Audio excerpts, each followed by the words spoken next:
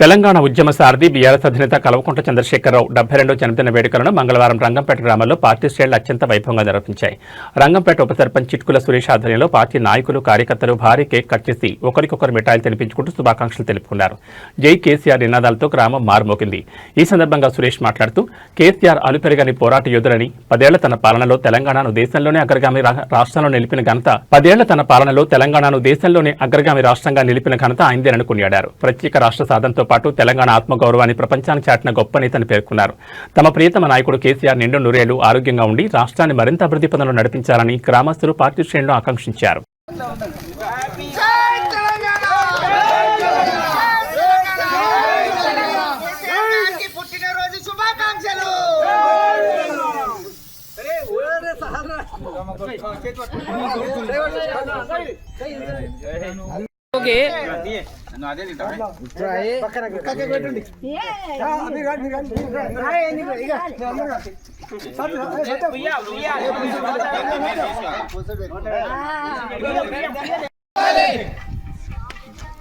KCR sir జన్మదిన శుభాకాంక్షలు. 72వ జన్మదిన శుభాకాంక్షల సందర్భంగా ఈరోజు రంగంపేట గ్రామంలో కేక్ కట్ చేయడం జరిగింది.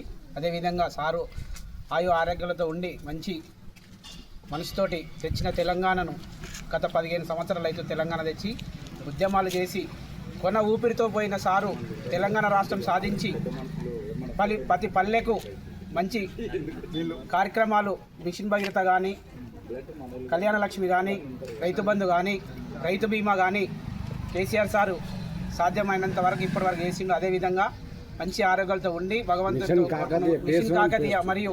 మిషన్ కాకతీయ, మిషన్ భగీరథ ఇవన్నీ పథకాలు కేసీఆర్ హయాంలోనే జరిగింది. కాబట్టి అదేవిధంగా ఇప్పుడు ఇట్లా రానున్న 2.5 సంవత్సరంలో కేసీఆర్ సారు మళ్ళీ ముఖ్యమంత్రి అయ్యి మూడో ముఖ్యమంత్రి అయ్యి తెలంగాణ రాష్ట్రాన్ని ఏదాల్సిందిగా కోరుకుంటున్నాం. జై తెలంగాణ.